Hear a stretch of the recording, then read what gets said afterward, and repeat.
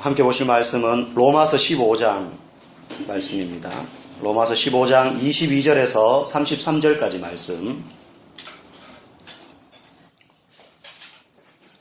로마서 15장 22절에서 33절까지 한 절씩 교독하고 마지막 절은 같이 읽겠습니다. 그러므로 또한 내가 너희에게 가려 하던 것이 여러 번 막혔더니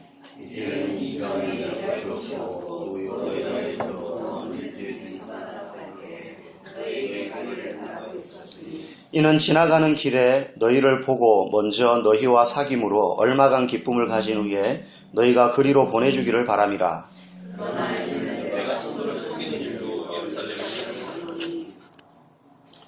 이는 마게도냐와 아가야 사람들이 예루살렘 성도 중 가난한 자들을 위하여 기쁘게 얼마를 연보하였음이라. 저희는 그들에게 빚진 셈을 만일 이 바람들이 그들의 영적인 것을 나타냈으면 육적인 것으로 그들을 숨기는 것이 낫다.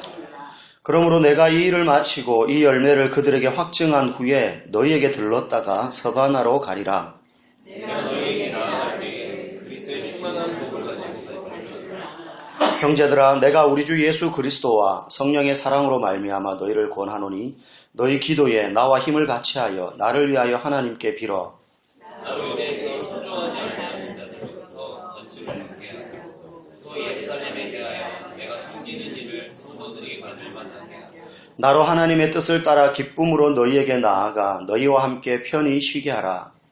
평강의 하나님께서 너희 모든 사람과 함께 계실지어다. 아멘. 요즘 아이들에게 꿈이 있느냐 물어보면 꿈 비슷한 걸 이야기합니다.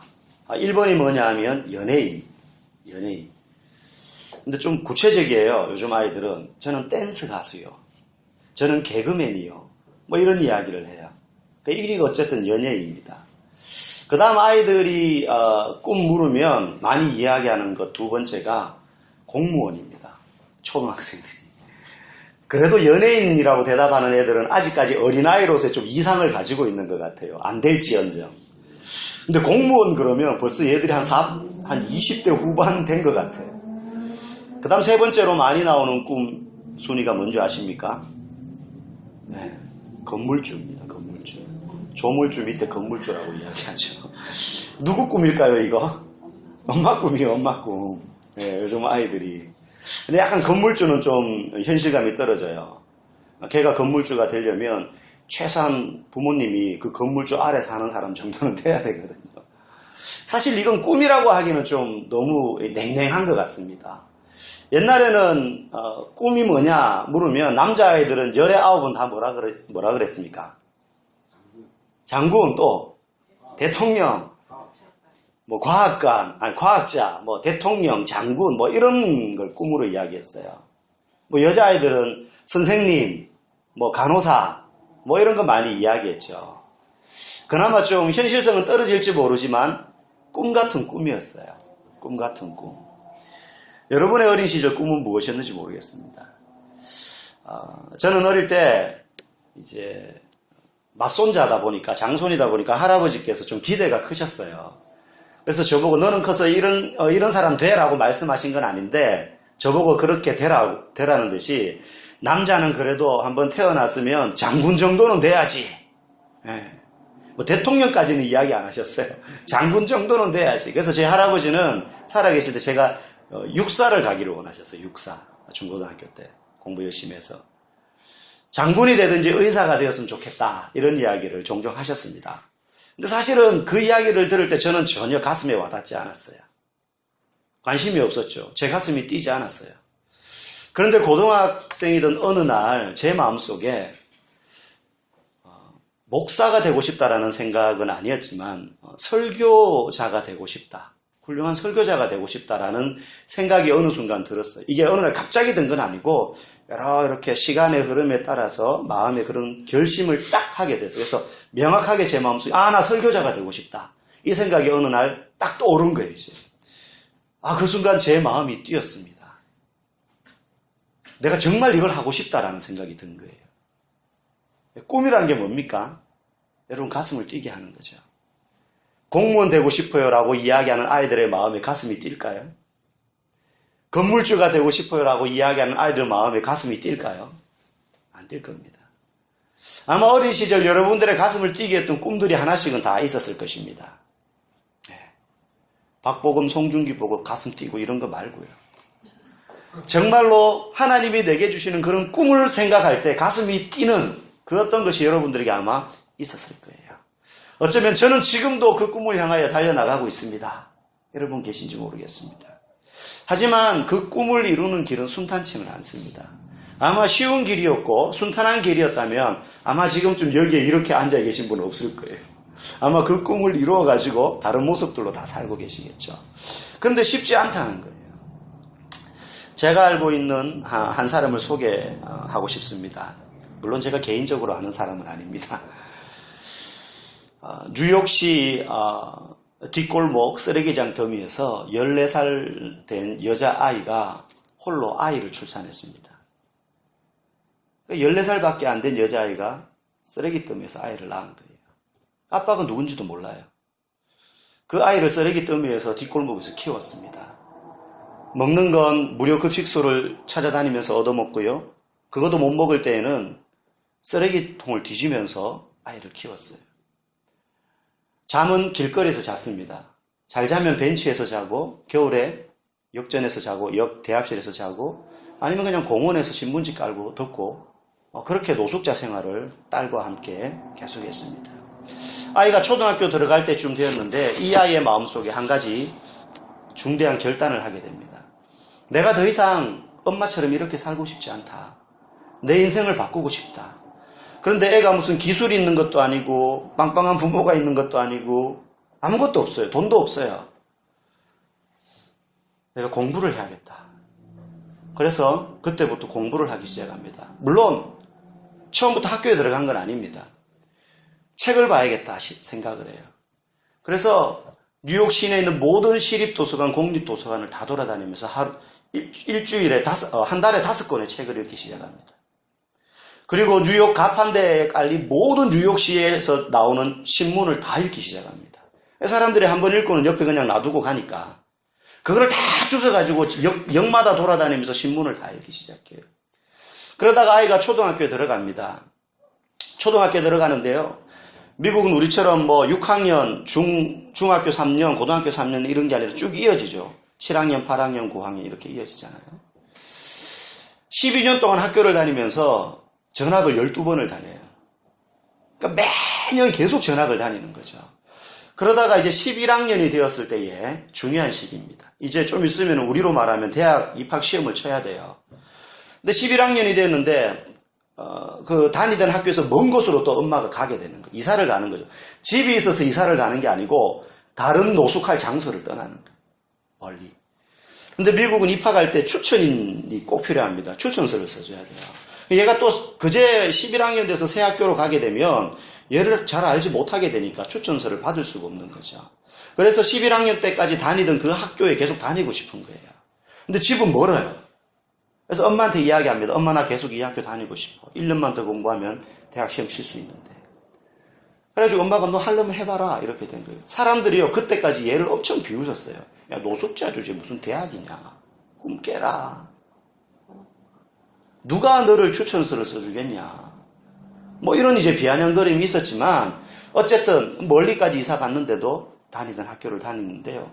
아침 수업 시간에 맞추기 위해서 새벽 4시에 일어납니다. 그리고 4시간을 걸어와서 등교를 해요. 그리고 공부를 하고 4시간을 걸어서 하교를 해서 밤 11시에 집에 도착합니다. 그렇게 1년을 공부하고 난 다음에 시험을 칩니다. 시험 결과 미국 전역에 있는 유수의 대학, 20개 대학에서 이 아이에게 합격 통지서를 보냅니다. 그 중에서 얘가 어디를 가게 되느냐 하면 하버드 대학을 가요.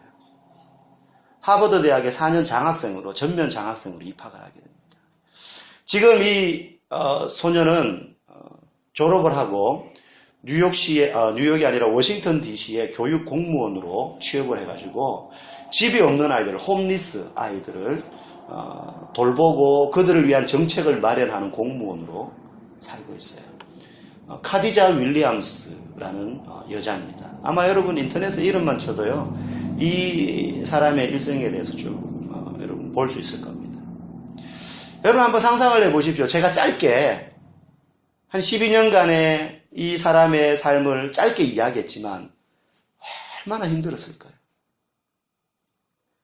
수많은 비난과 비웃음과 조소를 참았을 것이고 엄마조차도 무관심했을 것이고 새벽 4시에 일어나가지고 4시간을 걸어가지고 학교 와서 공부하고 4시간 걸어서 갔어요. 아마 어떠한 어려움들, 우리가 상상할 수 없었던 고난들이 있었겠지만 그것들을 극복하고 윌리엄스는 결국은 자신의 꿈을 이루게 됩니다. 니체라는 유명한 철학자가 이런 말을 했습니다. 꿈을 이루는데 고난은 분명히 있다. 그런데 길이 험하면 험할수록 가슴이 뛴다는 거죠. 여러분 산을 올라갈 때 뒷동산에 올라가가지고 와 막 기뻐하고 환호하는 사람 봤습니까? 거기 올라가가지고 와 정상 정복했다고 야호 막 고함 치는 사람 봤어요. 적어도 지리산 천왕봉이나 설악산 대청봉 정도 딱 올라가서 기념사진 딱 찍으면서 SNS에 올리면서 나 여기 대청봉 올라왔다고. 정말 힘들었는데 정상 정복했다고. 그 정도 돼야지 막 기뻐하고 환호해야 되는 거 아니겠어요? 제가 군대에서 훈련을 뛰는데 어떤 훈련이 제일 힘드냐면 이등병 때 뛰는 훈련이 제일 힘들어요. 안 뛰어봤던 훈련이기 때문에 너무 힘든 거예요. 근데 고참들이 막 겁을 줘요. 이번 훈련 정말 힘들다. 너 정신 바짝 차려야지 안 그러면 너 다친다. 터진다. 그래서 정신 바짝 차리고 걷는데 진짜 너무 힘든 거예요.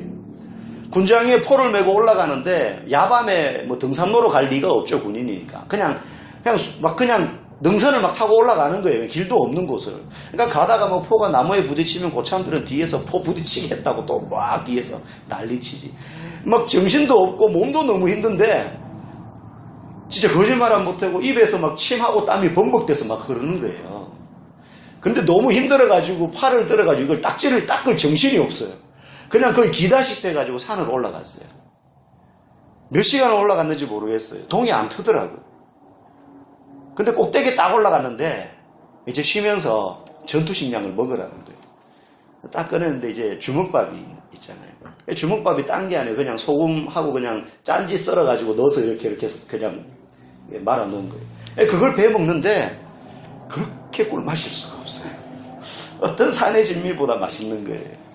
그러면서 제 머릿속에 딱 든 생각이 야, 내 인생에 이 훈련보다 육체적으로 힘든 건 이제 없을 거야. 남은 군생활 중에 이거보다 힘든 건 없을 거야. 그런데 진짜 그 다음부터 훈련을 뛰는데요. 이거 힘든 훈련이야, 이거 힘든 훈련이야 고참들이 이야기하는데도 딱 비교가 되는 거예요. 아, 그때 내가 그것도 이겼는데. 뛰어보니까 그거보다 안 힘들어요. 할 수 있겠더라고요. 딱 걸어보니까. 그게 너무 힘든 거예요. 힘든 고비를 넘기고 나니까 그 다음부터는 정상에 올라가면 너무너무 희열을 맛보는 거예요. 올라가는 과정은 힘들지만. 그런데 진짜 기쁨은 어디에 있느냐? 니체가 말하기를요. 네 발로 기어 올라가며 땀 흘리던 그 순간이 자기는 정말 즐겁다는 거예요. 몸은 힘들죠. 정신적으로 어렵죠. 그런데 그 어려운 과정을 넘나드는 그 순간 한 곱이 넘으면 그 다음 정상일 줄 알았는데 또 고개가 있고 또 고개가 있고 근데 그 고개 하나하나를 넘어가는 순간 점점 정상은 가까워 오고 있다라는 생각에 너무너무 즐겁다는 거죠. 여러분 길이 험하면 험할수록 가슴이 뛰는 사람, 그 사람이 정말로 건강한 꿈을 가지고 있는 사람인 줄 믿습니다. 바울이 지금 꿈을 가지고 달려갑니다. 우리가 어느새 로마서를 지금 다 읽어가요. 이제 한 2주 정도 하면 로마서가 끝이 날 것 같아요. 바울이 향하고 있는 그 꿈의 종착지가 어디냐면 서바나입니다. 오늘 본문에 나오는데. 서바나는 지금의 스페인을 이야기합니다. 스페인. 그런데 바울이 지금 이 로마서를 쓰고 있는 장소는 어디냐면 고린도예요. 머릿속에 지도를 한번 그려보면 제가 보는 관점에서 오른쪽 아래가 예루살렘, 이스라엘입니다. 그 다음 쭉 와서 중간 지점이 고린도예요. 그 다음 고린도에서 예루살렘에서 고린도까지 온 거리만큼 가면 서바나예요. 바울이 왜 서바나를 가려고 하면 그 서바나 앞에 로마가 있거든요. 왜 서바나를 가려고 하느냐 하면 그 당시 사람들의 머릿속에 세상의 끝은 서바나였어요. 왜냐하면 지중해 바다의 끝에 서바나가 있었기 때문에. 이 생각은 사실 중세시대 때까지 계속 이어집니다. 그러니까 세상 끝은 서바나였어요. 그래서 자기가 땅 끝까지 복음을 전하겠다라는 꿈을 가지고 있는 거죠. 그런데 지금 바울이 내가 바로 서바나로 가지 못한다는 거예요. 지금 바울에게 한 가지 임무가 생겼습니다. 그게 뭐냐면 지금 자기가 고린도에 있는데 예루살렘에 있는 성도들이 극심한 핍박을 받다가 보니까 신앙에 너무너무 가난하고 힘든 거예요. 그래서 고린도 위쪽에 있는 마게도냐와 아가야 지방에 있는 성도들이 헌금을 했습니다. 구제 헌금. 그래서 예루살렘에 있는 성도들을 위해서 이 헌금을 좀 써주세요. 그들의 힘든 삶에 좀 보탬이 됐으면 좋겠습니다 하고 구제 헌금을 했는데 이걸 바울에게 부탁을 한 겁니다. 바울 사도, 바울 선생님, 당신이 좀 예루살렘에 가서 전달해 주세요. 그러니까 바울은 사실 당장이라도 서바나 쪽으로 가고 싶은데 예루살렘으로 그 구제 헌금을 가지고 전달을 해줘야 되는 거죠. 그러니까 바울의 여정이 어떻게 되느냐 하면 고린도에서 예루살렘 갔다가 예루살렘에서 다시 로마 갔다가 로마에서 서바나까지 가고자 하는 거예요. 그런데 이 거리가 어떻게 되느냐 하면 고린도에서 예루살렘까지 1300km. 1300km. 서울에서 부산까지 한 300km라고 이야기하잖아요. 1300km. 그리고 예루살렘에다 다시 고린도를 지나 로마까지 가는 거리가 어느 정도냐면 2400km예요. 그리고 로마에서 서바나까지가 1100km예요. 이걸 다 합치면 4800km예요. 그러니까 4800km 거리를 바울이 가는데 그냥 우리가 읽으면 그냥 서바나 가는구나 이렇게 생각하지만 이 거리를 그 당시 교통수단으로 간다고 생각을 하면 한 달이 걸릴지 두 달이 걸릴지 1년이 걸릴지 모르는 길이에요. 이게. 근데 바울의 마음은 그 여정의 힘듦과 고난과 어려움을 생각하지 않고 나 서바나로 가겠다는 거예요. 얼마나 걸릴지 모르지만 나는 꼭 거기까지 간다는 거죠. 근데 바울이요, 사실 이전에도 가려고 여러 번 시도했었어요. 그래서 22절에 보면 그런데 여러 번 막혔다 그래요. 여러 번 막혔어요. 그런데 바울은 포기하지 않았습니다. 우리는 좀 해보다가 안 되면 금방 포기하는 경우가 많아요. 우리 이런 말 자주 하죠. 처음이 어렵지 그 다음부터는 괜찮아. 뭐 이런 말 하죠. 첫째 낳을 때가 힘들지 둘째 셋째 낳는 건 덜 힘들어. 우리 아내가 그런 말 많이 해요. 낳는 게 힘드나 키우는 게 힘들지 이런 이야기. 근데 키우는 것도요. 첫째가 제일 힘들어요. 제가 신방 가보면 애기 엄마들이요. 하나 낳은 엄마들이요. 제가 항상 권면하거든요. 출산신방 가면 아니면 유아세례 받기 위해서 교육받고 이러면 제가 축복을 해요. 둘, 셋 놓을지어다 이러면서 축복을 해줘요. 목사의 본을 따라 4까지는 따라가면 안 되고 한 3까지 이렇게 이야기를 많이 해요. 근데 내기 싫어해요. 너무 힘든 거예요. 하나 키우는 게. 근데요. 제가 경험해보니까 물론 저보다 아내가 많이 힘들었지만 첫째 하나 키울 때보다는 둘째가 더 힘들거든요. 맞아요. 둘 되면 정신이 없어요. 근데 셋째를 딱 키우면요. 첫째 때보다 3배 힘들어지는 게 아니고 한 2배 정도로 경감이 되더라. 넷째를 딱 키우면요. 4배 힘들어지는 게 아니고 그 4배 힘든 게 또 경감이 돼요. 엄마도 노련해지고 아이들도 이미 커놓으니까 큰 애들이 작은 애들을 또 돌봐줘요. 네. 그래서 가능하면요. 많이 낳으셔야 됩니다. 네. 아멘 안 하셔도 되는 분은 아멘 하시고 그러시면 안 돼요. 네.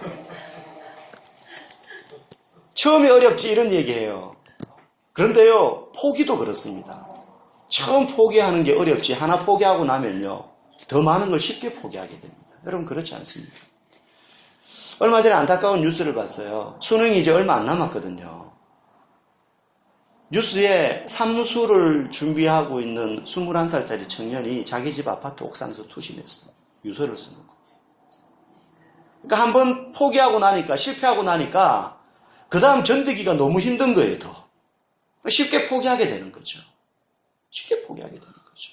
사업하다가 한번 실패하면요. 정말 그 실패하고 포기할 때 너무너무 힘들고 안타까워요. 그런데 그 다음 또 시작하면 조금 더 어려우면요. 금방 쉽게 포기하게 된다니까요. 그런데 바울은 포기하지 않았습니다. 왜요? 이 서바나까지 간다는 꿈이요. 바울의 개인의 꿈이 아니었어요. 복음을 전한다는 이 꿈이요. 바울 개인의 꿈이 아니라 하나님이 함께하는 꿈이었기 때문에 그래요. 바울이 하나님께 주신 꿈이었어요.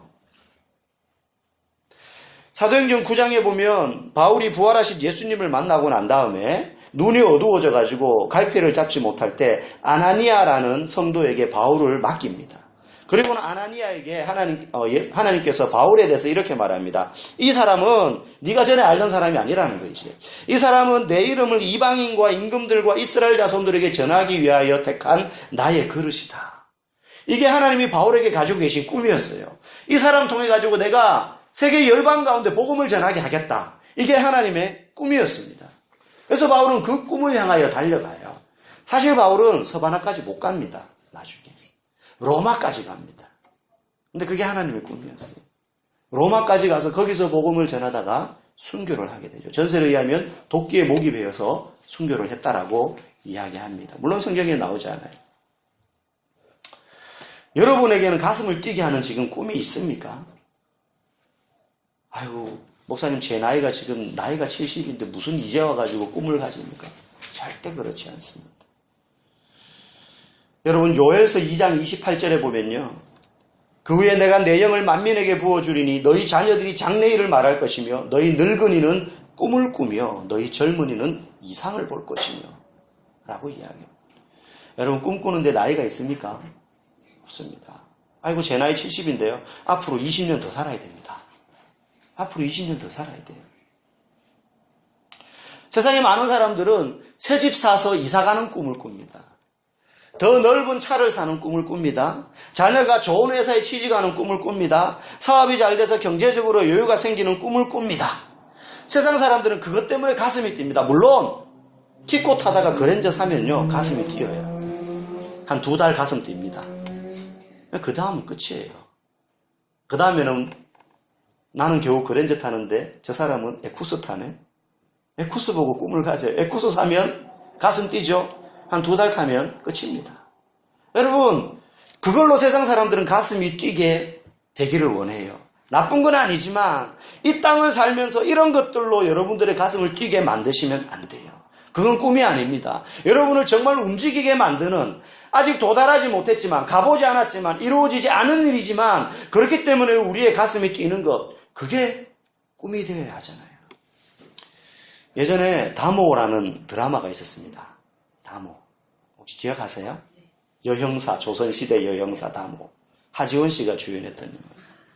거기 보면 명대사가 많아요. 네. 안 본 사람들도 들어본 대사가 있어요. 아프냐? 나도 아프다. 이거 거기서 나온 대사거든요. 기억나시죠?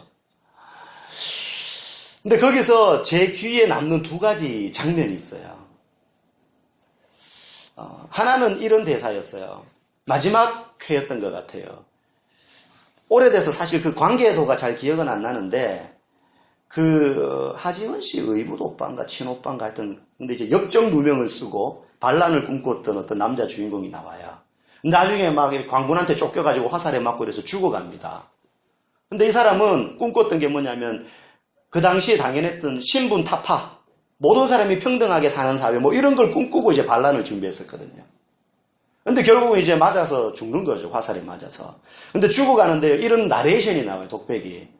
당신은 왜 아무도 가지 않은 그 힘든 길을 갈라 그랬냐. 근데 이 사람이 뭐라고 이야기하느냐면 처음부터 산에 길이 어디 있었냐. 한 사람이 가고 2사람이 가고 내가 가고 그 다음 사람이 가면 그게 길이 되지 않느냐. 아무도 가보지 않은 길이 아무도 가보지 않은 곳이었지만 사람들이 내가 간 그 길을 뒤따라 가면 결국 그게 길이 되지 않느냐. 그래서 자기는 아직 난 길이 아니지만 그 꿈을 향해서 걸어갔기 때문에 나는 후회 없다. 이런 의미의 대사를 해요. 근데 또 한 가지 중요한 대사가 있어요. 제가 여러분들에게 나누고 싶은 거. 뭐냐면 이런 말이 나와요. 강하다는 게 무엇인지 아느냐. 그건 산이 버티고 바다가 버틸지라도 일생을 걸고 자신의 꿈을 향해 정진시켜 나가는 것이다. 산이 강하고 바다가 강한 게 아니라 그런 것들이 가로막고 있어도 일생을 걸 만한 자기의 꿈을 향하여 정진시켜 나가는 것. 그 사람이 정말 강한 것이다. 여러분 이게요. 그냥 자신 개인의 꿈을 가지고 사는 세상 사람들도요. 그 꿈을 이루기 위해서 이런 다부진 결심을 해요. 하물며 하나님을 아버지라고 부르고 사는 성도들은 어때야 됩니까? 우리 개인의 크기의 꿈이 아니라 하나님 크기의 꿈을 가져야 되지 않겠어요? 그리고 그 꿈이 우리의 가슴을 뛰게 만들어야 되는 것이죠. 여러분, 나 혼자 꾸면 그게 개꿈일 수 있지만요. 하나님과 함께 꾸는 꿈은요, 이상이요, 비전입니다. 아까 제가 요엘서 2장 말씀을 했지만 거기에요, 하나님이 남종과 여종과 늙은이와 젊은이와 자녀들에게 꿈과 환상과 이상을 보여주겠다고 이야기합니다. 그러면 그들에게 보여주는 꿈과 이상과 환상이 뭐냐? 그걸 한마디로 이야기하면 하나님의 꿈이죠. 하나님의 꿈을, 내 꿈을 너희들에게 부어주겠다는 거예요. 하나님이 정말로 내가 하고 싶은 걸 너희에게 부어주겠다는 거예요. 왜 부어줍니까? 그 꿈을 같이 꾸자는 거죠. 그럼 그 꿈이 뭐냐는 거예요. 그 뒤에 보면 이런 말이 나와요. 누구든지 여호와의 이름을 부르는 자는 구원을 얻으리니 이는 나 여호와의 말대로 시온산과 예루살렘에서 피할 자가 있으며 남은 자 중에 나 여호와의 부름을 받을 자가 있을 것이니라. 하나님이 진짜 가지고 계신 꿈, 우리와 함께 같이 이루고 싶은 꿈은 잃어버린 자들을 찾아내요, 그들로 하여금 구원 얻게 하는 것이라는 거예요. 그게 하나님이 가지고 계신 꿈이에요. 마지막 시대에 하나님이 전 지구적인 구원 사역을 하실 것입니다. 잃어버린 모든 사람들을 구원해내기 위해서 저 해외에 나가 있는 선교사들만 하는 것이 아니라 성도라고 세워진 여러분 한 명 한 명을 통해서 잃어버린 자들을 구원해내는 일을 하는 것, 이게 하나님이 가지고 계신 우리와 함께 하고 싶은 꿈이라는 거예요. 우리와 함께 이걸 이루고 싶으신 거예요. 그 중에 어떤 사람? 이 하나님의 꿈에 꽂힌 사람. 이 하나님의 꿈을 생각할 때 가슴이 뛰는 사람, 그런 사람들을 통해 가지고 이 꿈을 이루고 싶으신 거예요. 이게 우리의 가슴을 뛰게 하는 꿈이 되어야 됩니다. 돈 좀 더 벌고 자녀 잘 키우고 평안한 미래를, 노후를 보장받고, 이게 우리의 꿈이 되어서는 안 됩니다. 혹시 이것 때문에 여러분 가슴이 뛴다면 뭔가 문제가 있는 것입니다. 무엇 때문에 우리의 가슴이 뛰어야 됩니까? 믿지 않는 내 부모님, 믿지 않는 내 아들, 딸, 믿지 않는 내 형제, 믿지 않는 내 이웃, 내 친지들, 내 동료들, 직장 동료들, 그런 사람들을 생각할 때 가슴 뛰어야 되는 거예요. 영혼을 살려내는 일보다 가슴 뛰게 하는 일이 있어서는 안 되는 겁니다. 왜 열심히 학생 보고 공부하라고 합니까? 좋은 대학 가기 위해서가 아닙니다. 너가 그렇게 공부해서 어느 정도의 자리에 오를 때에 그때 네가 얻은 위치와 명예와 실력과 학문과 지식과 재능과 물질을 다 사용해서 영혼을 구원하라는 거예요. 그거 사용해가지고 너 잘 먹고 잘 살라는 게 아니라는 겁니다. 교회 건물 멋지게 짓는 것도, 성도가 가난 가운데 살다가 잘 살게 되는 것도, 사업 성공해서 부와 명예를 누리는 것도, 그걸 누리는 것으로 끝나기 위해서 하나님이 주시는 것들이 아니라, 물론 하나님이 그런 복을 주시기도 하시지만 복을 주는 목적은 그렇게 살라고 주시는 것이 아니라 그걸 통해서, 그걸 사용해서 더 넓은 집에 살고 더 좋은 차 타고 더 많이 배우고 자식 농사 잘 짓게 하는 것도 그걸 통해서 영혼을 구원하라는 겁니다. 한 영혼이라도 더, 한 영혼이라도 더. 그것 때문에 건강 주고 돈 주고 지식 주고 지혜를 주시는 거예요. 저와 여러분들 모두가 이 꿈을 가졌으면 좋겠습니다. 정말 가치 있는 인생이 어떤 인생입니까? 나를 위해서, 내 자녀를 위한 꿈을 가지고 살다가 가는 인생이 아니라 하나님의 이 비전을 위해서 다 쏟아내고 사는 인생. 이게 정말로 멋있고 가치 있는, 정말로 아름다운 인생인 것입니다. 이 땅에서 멋지게 사는 방법은 사람들에게 보란듯이 하고 사는 것이 아니라 하나님의 비전을 위해서 우리의 모든 것을 다 쏟으며 사는 인생인 줄 믿습니다. 저 여러분들이 이 꿈을 쫓아 살기를 간절히 소망합니다. 함께 찬양하겠습니다.